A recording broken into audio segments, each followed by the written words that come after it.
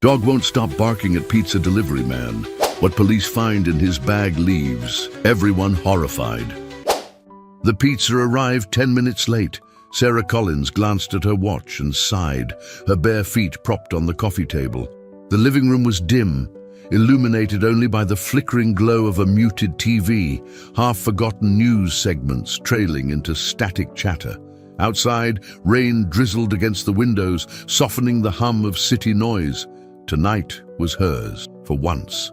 Max lay sprawled beside her, his muscular frame coiled into a ball of brindled fur, his ears twitching with the slightest creak of the old house. 6 years together, and Sarah had come to trust his instincts more than her own, especially on nights like this. Quiet, too quiet. The doorbell rang, cutting through the stillness. Max's head shot up, eyes wide, ears perked. In an instant, he was on all fours, his body rigid, a low growl simmering in his chest. Sarah frowned. Delivery guys came to the house often enough. Max usually barked, sure, but not like this. "Easy, Max," she murmured, rising from the couch. But her voice did nothing to settle him. His growl intensified, sharp and feral, teeth flashing beneath curled lips. Sarah reached for the door cautiously, her senses suddenly attuned to every creak of the floorboards beneath her feet. When she opened it, the man standing on her porch looked like any other delivery guy, 20-something, lanky, drenched from the rain, clutching a pizza box against his chest. Large pepperoni and Max's barking erupted, vicious and unrelenting. He lunged forward, paws scrabbling against the hardwood as Sarah tightened her grip on his collar. "Whoa! Easy there!" the man stammered, eyes darting from the dog to Sarah, his posture stiffening. His voice was shaky, not the nervous politeness of a stranger meeting an aggressive dog, but something deeper, fear. Sarah's gaze narrowed. She'd spent years reading the tells of liars and hustlers, the little twitches and sweat beads that gave them away. This kid's eyes were restless, darting from her to Max and back again. His free hand twitched at his side, fingers curling and uncurling like he was struggling to decide whether to run or fight. "You okay?" she asked, her voice calm, but her posture tense. "Yeah, just dogs, you know?" He forced a weak smile. "No, I don't." Max's barking hadn't eased. If anything, his intensity grew, his body straining against her hold like a coiled spring ready to snap. Sarah's eyes flicked to the man's other hand. He carried a black backpack slung over one shoulder, its bulk far too large for a simple delivery job. "What's in the bag?" The guy's eyes widened. Just supplies. You know, napkins, coupons, stuff. Mind if I take a look?" The man's silence was louder than Max's barking. His face paled, eyes darting to the street behind him like he was calculating the distance to his car. Then, without warning, he bolted. "Max! Stay!" Sarah barked, releasing his collar and sprinting after the man. Rain pelted her face, her bare feet slapping against the slick pavement. But the guy was fast, and before she could reach him, he'd scrambled into a black sedan and peeled away into the night. Panting, drenched and fuming, Sarah returned to the porch. Max was still growling, his fur bristling as he sniffed the air where the man had stood. "Good boy," Sarah whispered, patting his head, but her mind was already racing. She was off duty, sure, but instincts didn't take days off, and something about that guy was wrong. Back inside, she pulled her phone from her pocket, hands shaking only slightly as she dialed Mike, her closest friend, on the force. He answered on the second ring, voice groggy with sleep. "Sarah? What the hell? It's past midnight." "Yeah, sorry. Need you to run plates for me. Can't this wait till morning?" It was a setup, Mike. Kid pretending to be a delivery guy. Max lost his mind. Mike's tone sharpened. "Max doesn't bark unless there's a damn good reason. You sure about this?" "I found something. In his bag. Left it on the porch." "Jesus, Sarah, call it in. I'll be there in 20. She hung up, her pulse still pounding. Out of habit, she double-checked the locks on every door and window, Max shadowing her every move. When they returned to the porch, she found the pizza box tipped over, the greasy smell mixing with the damp air. Beside it, the man's backpack lay where he dropped it. Sarah nudged it open with her foot. Her gut twisted. Inside were more than just napkins and coupons. A small surveillance device blinked softly in the darkness, wires tangled around what looked like a makeshift explosive. She could feel the cold sweat breaking over her skin. Whatever the kid was planning, it wasn't good. Max sniffed at the backpack, his growling now a low, menacing rumble.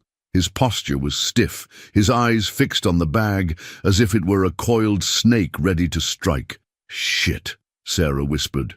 "What the hell were you trying to do?" Max whimpered, his head nudging her hand like he wanted her to understand something. His intelligence had always astounded her, and tonight, more than ever, she trusted his instincts over her own. She crouched beside him, her fingers threading through his fur. "I hear you, buddy.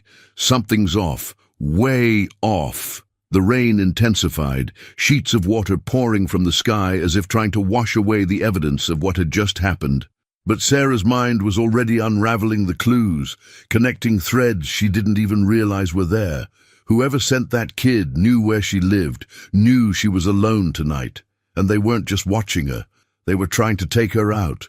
Max nudged her again, his head resting against her knee, the warmth of him grounding her in the cold, wet night. "You saved me tonight, Max. Again." Her voice cracked, the reality of it settling over her like a weighted blanket. "But this isn't over. Someone's coming for us, and I'll be damned if I let them win." Max barked once, his eyes blazing with the same intensity Sarah felt burning in her chest. She glanced back at the ruined pizza on the porch, her appetite long gone. The only thing she craved now was answers. Whatever the hell this was, it wasn't over. And Sarah Collins wasn't about to back down. The precinct was buzzing. A tangled mess of phone calls, reports, and caffeine-fueled detectives trying to make sense of a city that never slept. Sarah pushed through the glass doors, her wet hair plastered against her neck, Max trotting obediently at her side. Mike was waiting for her, his expression a mix of concern and curiosity. "You look like hell," he said, his tone laced with genuine worry. "No time for beauty sleep," Sarah replied, her eyes sharp and restless. "Did you find anything?" He nodded, tapping a manila folder against his palm. "Ran the plates you gave me. Stolen car, surprise, surprise. But that's not the interesting part." Sarah raised an eyebrow, her grip tightening around Max's leash. They moved past the bullpen and into one of the quieter meeting rooms. Mike closed the door behind them before tossing the folder onto the table. "The backpack you found? The explosive was primitive but effective. Whoever put it together knew enough to cause damage, but not enough to make it clean. Meaning whoever's targeting you isn't a pro, or at least not one that specializes in bombs. It's messy, but it could have done some serious damage if triggered. Enough to take out you, Max, and half your living room." Sarah glanced down at Max, who was watching Mike with focused intensity, as if understanding every word. Max knew something was off the moment that kid showed up. He wouldn't stop barking until the guy was gone. "That's what got me thinking," Mike continued, opening the folder to reveal blurry photos of the fake delivery guy. "So I did some digging. Turns out he's not a stranger to our system. Name's Jamie Torres. Small-time crook, mostly petty theft and dealing low-grade tech on the black market." "Why the hell would some low-life punk try to blow me up?" Sarah asked, her voice thick with frustration. "That's the thing. He wasn't working alone." Mike slid another photo across the table, grainy surveillance footage from the night before. Jamie, standing on a street corner, talking to someone Sarah recognized instantly. Carlos Mendoza, the man she'd brought down 2 years ago in a sting operation that crippled his entire extortion network. He'd sworn revenge on her back then, his eyes burning with cold hatred as he was dragged away in cuffs. "Damn it," Sarah muttered, her fists clenching. "He's still locked up, isn't he?" "He is. But word is, some of his associates have been trying to rebuild what he lost. And you're on their shit list, Sarah. High priority." Her jaw tightened. Of course they were coming for her. She'd exposed their operation, humiliated them, and made it personal. "This was a message," she said, her voice flat. "They're letting me know they can reach me, that they can take me out if I'm not careful." Mike nodded, his gaze somber. "And if you'd been alone, without Max?" They might have succeeded. Sarah looked down at Max, his eyes locked onto hers, unwavering. "You saved my life last night, boy." Again, Max barked once, a sharp, assertive sound, as if he understood the gravity of their situation. "What's the plan?" Mike asked, arms folded across his chest. Sarah leaned forward, her elbows pressed hard against the table. "We find Jamie, and we find out who the hell put him up to this. If it's Mendoza's old crew, then I'm guessing they won't stop until one of us is dead." "Already working on it," Mike replied. "But Jamie's gone to ground, probably knows he messed up and is trying to hide. I've got units searching his usual haunts, but no hits yet." Sarah's fingers drummed against the table, her eyes narrowing. "He's not hiding from the police. He's hiding from whoever sent him. They know he failed, and that makes him expendable." "You think they'd kill him? If they think he'll talk?" "Absolutely." The silence between them was heavy.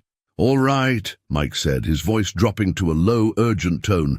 "You're staying at my place tonight. We'll keep you off their radar until we have something solid." Sarah shook her head. "No, they already know where I live. If I disappear, they'll know I'm scared, that I'm running, and I'm not running." Mike scowled. "Jesus, Sarah, they tried to blow you up. Your house isn't safe, which is why I'm going to use it against them. Let them think I'm sitting there, rattled and vulnerable. Max will catch them before they even make it to the porch." Mike looked at Max, who stared back with the kind of calm ferocity only a trained K9 could possess. "You sure about this?" Mike asked. "Absolutely. Then you're gonna need more than just Max." Sarah followed him down the hall, her mind buzzing with thoughts of revenge and justice. They reached the evidence locker, where Mike signed out a heavy-duty surveillance kit. "If they're watching you, it's time you start watching them," Mike said, handing her a small black case. "Cameras, audio recorders, everything you need to turn your house into a trap."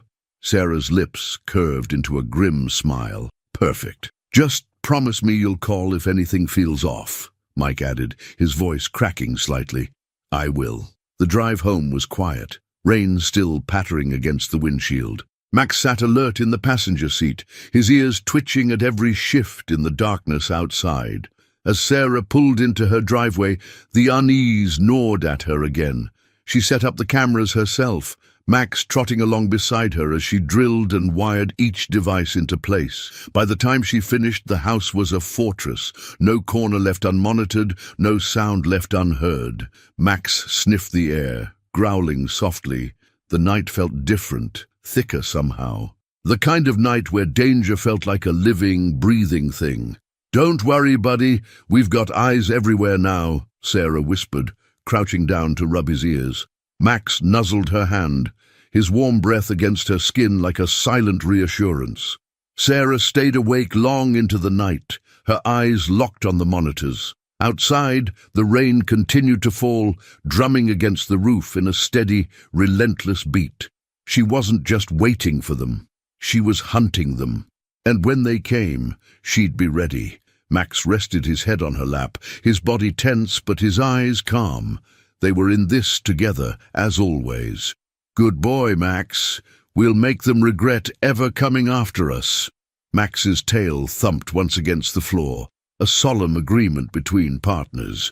Sarah Collins wasn't the type to dwell on the past. She'd built her reputation by staying sharp, moving forward, never letting the ghosts of old cases haunt her. But tonight, with the rain battering her windows and the monitors humming softly around her, the memories seeped in like poison. Max lay curled at her feet, his head resting on his paws, eyes half closed, but ever alert. The monitors displayed every angle of her house, cameras trained on windows, doors, the driveway. Nothing would catch her off guard again, but it wasn't the present that clawed at her. It was the past. 2 years ago, when Carlos Mendoza's operation was brought down, it wasn't without casualties. There was one in particular that gnawed at her conscience, a regret she couldn't shake. Jackson Ward, informant, friend, and the man she couldn't save. She'd recruited him, a former gang member turned mechanic who wanted out of the criminal world. They'd built trust over months, countless meetings in shadowed alleys and run-down diners where he passed her intel that would eventually dismantle Mendoza's empire. But in the end, Sarah had underestimated how desperate Mendoza's crew was to protect their operation. Jackson had tipped her off about a major deal going down at the docks, information that led to the arrest of a dozen high-level members. But the betrayal hadn't gone unnoticed. They found Jackson 2 days later, his body left as a message. Sarah still remembered the way her captain delivered the news. The cold expression, the professional detachment, like Jackson had been just another piece on the board. It had torn her apart. She'd buried herself in the case, hunting down everyone involved until Mendoza himself was in cuffs. But it hadn't brought Jackson back. And now, with Mendoza's remaining crew coming after her, that wound felt raw all over again. "Jackson trusted me," Sarah whispered, her hand absently scratching Max behind the ears, "and I couldn't keep him safe." Max lifted his head, his eyes meeting hers with unwavering devotion. The warmth of his gaze was like a lifeline, pulling her back from the edge of guilt she so often teetered on. "I can't let them take anything else from me, Max. Not you, not this life I've built." Max barked softly, the sound steady and reassuring. He knew her pain, had seen her worst days, and never left her side. The phone rang, jolting her back to the present. She snatched it up, her voice sharp. "Mike? Got something?" Mike said, his voice crackling through the line. "One of my guys picked up a tip. Jamie Torres was spotted near the old Ridgeway complex. It's mostly abandoned now, except for some squatters and druggies. You think he's hiding out there? I think he's running. But if we don't catch him first, whoever hired him will. You said it yourself, he's expendable now." Sarah's grip tightened on the phone. "I'm going after him." "Sarah, wait. This is off the books. You should let me send a team." "No. If Mendoza's crew is involved, they might have someone on the inside. You know how deep their pockets run." "Damn it, Sarah. You're not doing this alone." "I won't be alone." She looked down at Max, who had already risen to his feet, his muscles taut and ready. Mike let out a resigned sigh. "I should be used to your stubbornness by now. Just be careful. I don't want to be scraping you off the pavement." "Good to know you care." She hung up before he could protest further and started suiting up. Tactical vest, flashlight, her service weapon snug against her hip. Max watched her every move, ears twitching with anticipation. "Come on, Max. We've got a rat to catch." The Ridgeway complex loomed like a decayed skeleton against the night sky. Rusted steel beams jutted out from crumbling concrete, and graffiti scrawled across the walls like desperate messages from the forgotten. Sarah crept through the shadows, Max close at her side, his paws making no sound on the wet asphalt. She could feel her heartbeat pounding against her ribs, the familiar adrenaline of the hunt surging through her veins. They moved through the labyrinth of broken hallways and collapsed ceilings, Sarah's flashlight slicing through the darkness. She kept her senses sharp, her mind focused, but Jackson's face kept swimming to the surface of her thoughts. Jackson had died because she'd pushed him too hard, driven by her obsession to bring Mendoza down. She'd been reckless, impatient, and someone else had paid the price. "Focus, Sarah," she whispered to herself. Max let out a soft whine, his nose twitching. Sarah dropped to one knee beside him, her fingers brushing against his fur. "You got something, boy?" Max sniffed the air, his gaze locked on a darkened corridor. He moved forward with purpose, his tail low, his shoulders tensed. Sarah followed, her weapon drawn and ready. At the end of the hallway, a faint light flickered through the cracks of a splintered door. Voices drifted from within, muffled but urgent. Sarah pressed her back against the wall, her pulse quickening. Max crouched low, his entire body coiled like a spring. "I told you not to come back here," a man's voice hissed. "I didn't have a choice." The voice was high-pitched, panicked. "Jamie, she found me. That cop with the dog, she almost caught me. And the crew, they're gonna kill me if I don't make this right." "Well, you're out of time, kid. They already know you failed." No, there's got to be something I can do. I'll take her out, I swear. Just give me another chance." The conversation was cut short by the crack of gunfire. One shot, then a thud. Sarah flinched, her blood running cold. Max's growl simmered just beneath the surface, his eyes locked on the door. "Shit!" Sarah gritted her teeth, pushing forward and kicking the door open with a forceful shove. The room was empty except for Jamie's lifeless body slumped against the wall, a crimson stain blooming across his chest. The shooter was long gone, his exit marked by an open window and the distant screech of tires. Sarah knelt beside Jamie's body, her fingers trembling. He'd been a pawn, sent to do someone else's dirty work and left to die when he failed. Max sniffed the air, his growl low and menacing. Sarah knew that sound. It wasn't anger, it was determination. "Whoever did this, they're running scared," Sarah whispered. "But we're not done, not even close." Max barked once, his eyes blazing. The hunt had only just begun. The morning sun crept through the slats of Sarah's blinds, painting stripes of golden light across the cluttered living room. But sleep hadn't come, not with the taste of failure burning on her tongue. Jamie Torres was dead, gunned down like trash before he had the chance to talk. His blood was on her hands, even if she hadn't pulled the trigger. Max shifted beside her, his eyes never leaving her face. He'd been restless all night, sensing her tension, her grief. "Can't shake it, buddy," Sarah muttered, rubbing her hands over her tired eyes. He was just a kid, a stupid, desperate kid. Max nudged her leg with his nose, his warm breath a comfort in the cold morning air.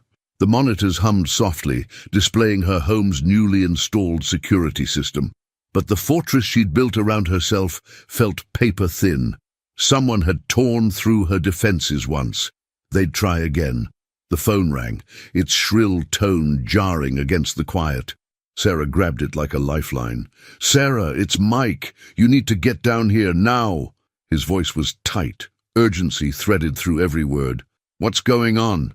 "It's Mendoza. He's dead." The words hung in the air like the tolling of a funeral bell. "Mendoza? But how?" Sarah stammered, her mind scrambling to make sense of it. "He was shanked in prison last night. Some kind of riot broke out, and he was caught in the middle, fatal wounds to the chest. He bled out before the guards even got to him." Sarah sat down hard on the couch, her legs suddenly too weak to hold her. Mendoza was the head of the snake, the man she'd spent years hunting down, and now he was gone, killed by the very world he once controlled. "Who did it?" she asked, her voice cracking. "No one's talking, but here's the kicker. Right before the riot, Mendoza received a visitor, someone under an alias, but the guard said he looked professional, not the usual street thug." "What the hell is going on, Mike?" "I think someone's cleaning house, tying up loose ends. Jamie, now Mendoza, and Sarah. I think you're next." Sarah's eyes drifted to Max, who was now standing at full attention, his gaze locked on the door. "I'm not going down that easy." "Damn right you're not. Listen, I've got a contact over at the Bureau, someone who can help us track the money. Mendoza's crew was big, but they needed funds to stay in operation.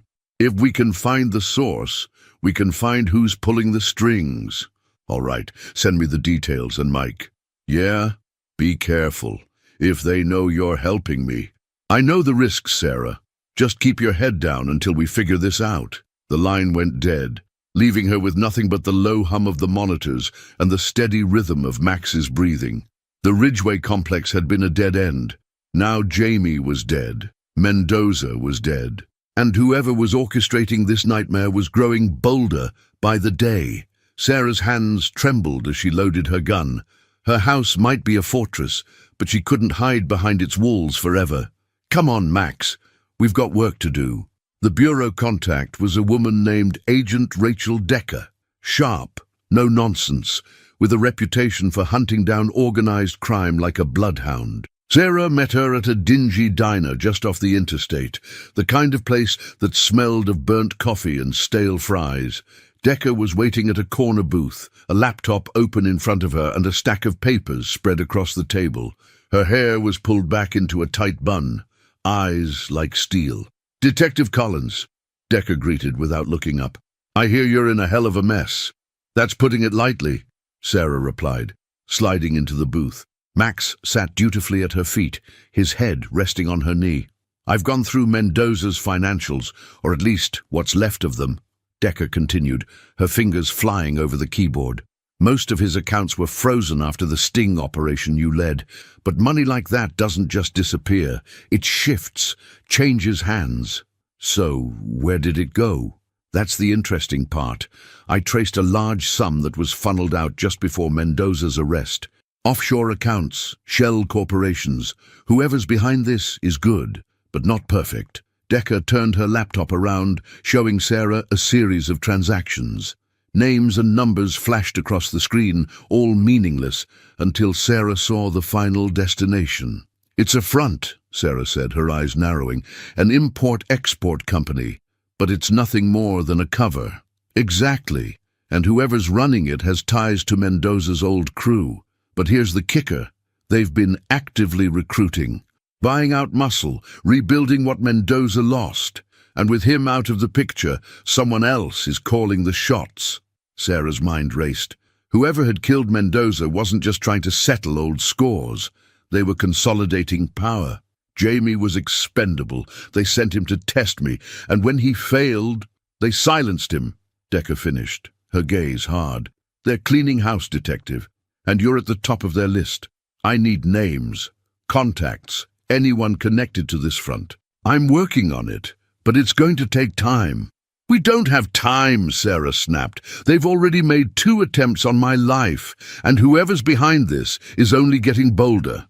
Decca's eyes flicked to Max, who watched her with a calm, unwavering stare. "Your dog's got guts, I'll give him that. Heard he saved your life." "More than once," Sarah replied, her hand resting on Max's head. His presence was like a shield, something solid to ground her. "Well, you're going to need him. Because if I'm right, things are about to get a lot worse." Max's ears perked up, his body tensing. Even in the relative safety of the diner, he was on high alert. "Whatever it takes," Sarah said, her voice flat and determined. "I'm not going to sit around and wait for them to strike again. They made it personal. Now I'm making it personal." Decker's lips curled into something resembling a smile. "Good, because from what I hear, you don't play well with others." Sarah allowed herself a bitter laugh. "I don't, but I'm damn good at what I do." "Then let's get to work." Max barked once, a sharp, precise sound that echoed through the diner. Sarah took it as a sign. They weren't just defending themselves anymore. They were going on the offensive. The rain pounded against the windshield, drowning the world in darkness and fury. Sarah drove with rigid focus, her knuckles pale as she gripped the wheel. Max sat alert in the passenger seat, his body coiled with tension. He sensed her determination, the charged energy in her voice during the call with Mike. "Got eyes on the warehouse," Mike had said. "They've upped security. Whoever's running this isn't taking chances." "Good. I want them nervous," Sarah replied. "Is Sloan there?"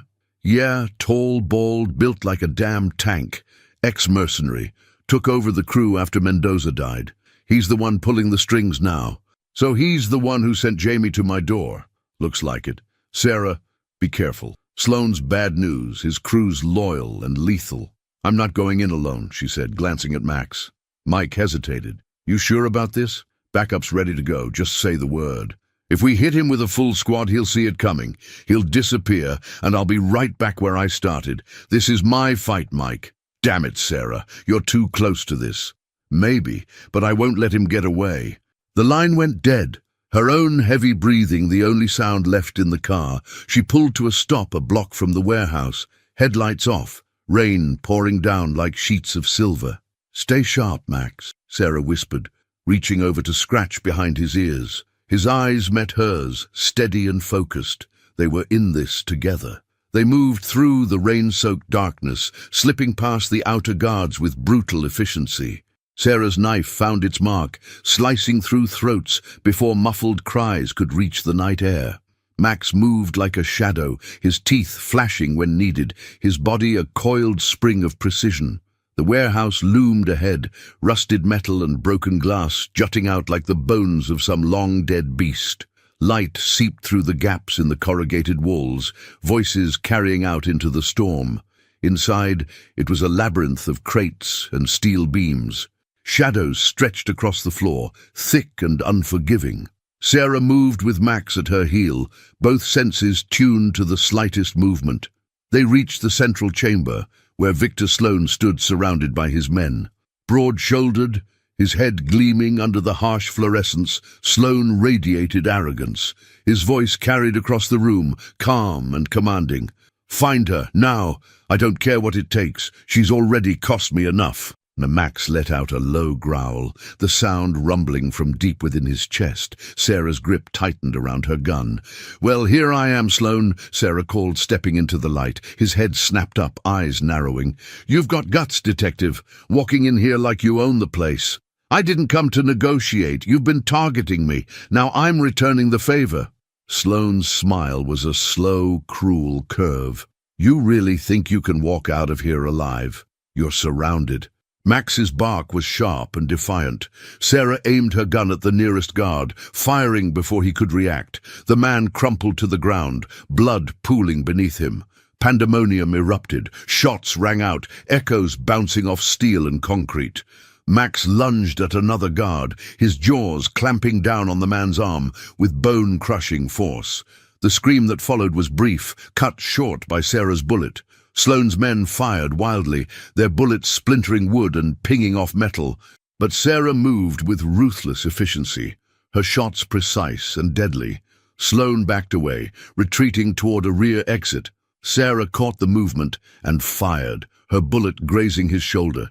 He snarled but kept moving, his hulking form weaving through the chaos. "Max, follow!" Sarah barked, sprinting after Sloan. Her boots thudded against the concrete, Max's paws pounding beside her. They cornered Sloan in a storage room, its walls lined with rusted machinery and discarded crates. His breathing was labored, his left arm hanging useless at his side. "End of the line, Sloan," Sarah said, her gun trained on his chest. "You think killing me will change anything?" Sloan spat, blood trickling from the wound on his shoulder. "Mendoza was a fool. I'm building something better, stronger. You can't stop it." "Funny. You sound like every other lowlife who thought they were untouchable, but they all end up the same." Sloan's eyes darted to Max, his gaze flickering with fear. "And what are you gonna do? Set your dog on me?" "Max doesn't need orders for scum like you," Max growled, his body coiled and ready, but he waited, his discipline absolute. Sarah's chest swelled with pride and anger. Sloan lunged, his hand swinging toward her with brutal speed. Sarah sidestepped, bringing her knee into his gut with a force that drove him to his knees. Max struck next, his teeth sinking into Sloan's forearm, dragging him down to the cold concrete. The scream that ripped from Sloan's throat was guttural, raw with agony. Sarah stepped forward, her voice low and calm. "You sent someone to kill me in my own home. You terrorized a kid into doing your dirty work and left him to die when he failed, and you thought I'd just sit back and let it happen." Sloan's eyes were wild, sweat beading across his forehead. "You're no better than me," he hissed. "No, I protect people. You exploit them. And tonight, I'm stopping you." Max released Sloan's arm, his muzzle streaked with blood, but his eyes clear and focused. Sarah stepped forward, planting her boot against Sloan's chest, pinning him to the floor. "You want to rebuild Mendoza's empire? You're going to do it from a prison cell." Sloan laughed, the sound broken and bitter. "You'll never make it out alive." "Watch me."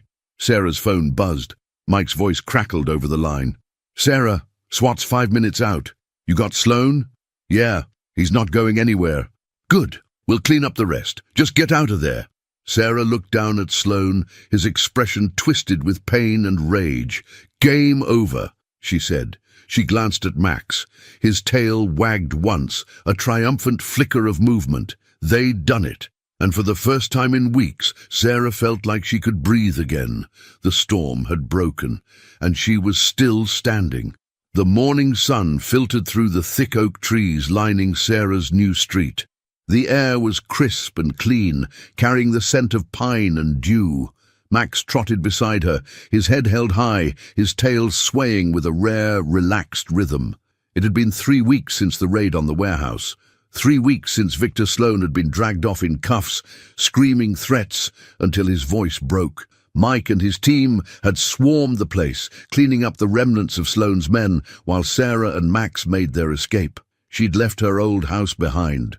The shattered windows, the torn furniture, the burnt remnants of a life she'd built. The city had awarded her a new place, one of the perks of being a hero, or so Mike had called it. A beautiful, modest house in a safe neighborhood where the biggest threat was kids on bikes or stray cats wandering the yard. Sarah watched as Max sniffed the grass, his nose twitching as he inspected their new territory. "Looks like you approve," she said, smiling as he barked softly in agreement. The move had been necessary, not just because of the destruction, but because of everything it represented. Her old life had been shattered along with her home. It was time to rebuild. Mike had visited her a few days earlier, looking more relaxed than she'd seen him in months. "Sloane's going away for a long time," he'd said, pouring himself a mug of coffee. "We got him on conspiracy, attempted murder, arms trafficking. The guy's finished. And his crew. Most of them are either dead or locked up. The few that ran won't last long without their boss to protect them." Sarah had nodded, her shoulders finally relaxing. It wasn't over, not completely, but the worst of it was. Max had never left her side. During those first few nights in the new house, he'd patrolled the rooms tirelessly, his nose twitching at every unfamiliar scent, his ears perked to catch the slightest sound. Even in his sleep, his body remained tense, ever vigilant. But as the days passed, the weight of their victories slowly eased from his frame. Now, as they walked along the quiet suburban street, Max looked almost carefree. "Come on, buddy. Let's go home," Sarah said, turning back toward the house. She had just reached the front steps when her phone buzzed. She glanced at the screen, recognizing Decker's number. "Collins. Just wanted to give you a heads up," Decker said. "Sloane's trial is set for next month. The feds are handling most of it, but they'll want your testimony." "Happy to give it," Sarah replied, her voice steady. "Anything to make sure that bastard never sees daylight again. There's more. We've been tracing some of Sloane's accounts. Seems like his operation was bigger than we thought. There's still money out there, hidden, untouched. Are you saying someone else might try to pick up where he left off?" "That's exactly what I'm saying. But for now, you're safe. We've got eyes on anyone who might try to come after you." Sarah glanced down at Max, who was watching her with calm curiosity. "I appreciate it, Decker. Really. Just keep that dog of yours close. Seems like he's got better instincts than most of us." Sarah laughed, the sound genuine for the first time in weeks. "Max is one of a kind." They ended the call, and Sarah slipped the phone into her pocket.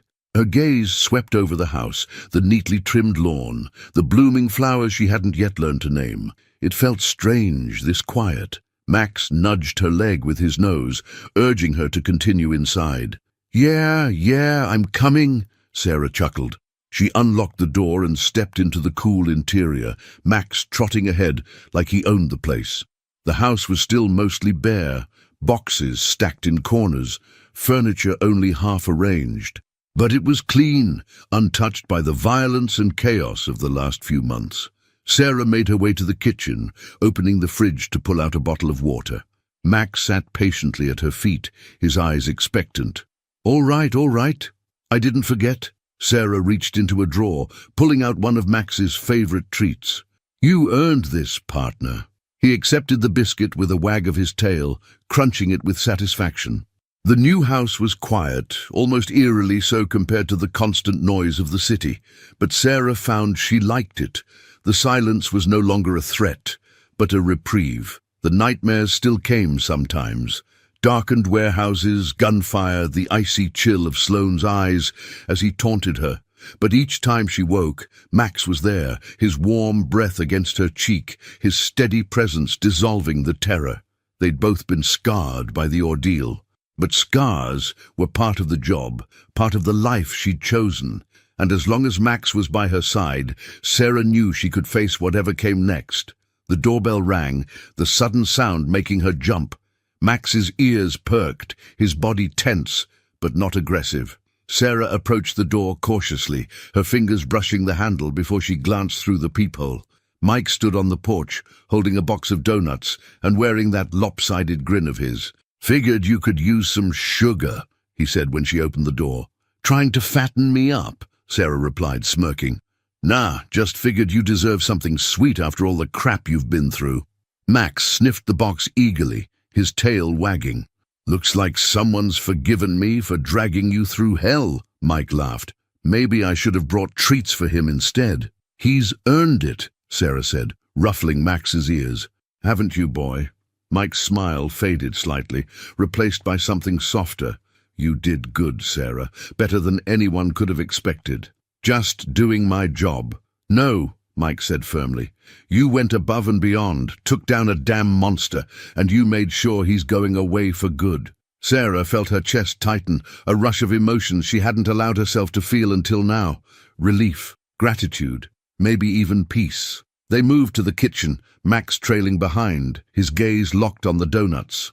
Sarah poured coffee for them both. Her movements no longer rushed or paranoid. For the first time, the quiet felt earned. Sarah took a sip of her coffee, her gaze drifting to the window where sunlight spilled across the lawn. Max lay at her feet, his breathing slow and content. They'd survived. And more than that, they'd won. The scars would heal, the nightmares would fade, and through it all, Max would be there. Her partner, her protector, her friend.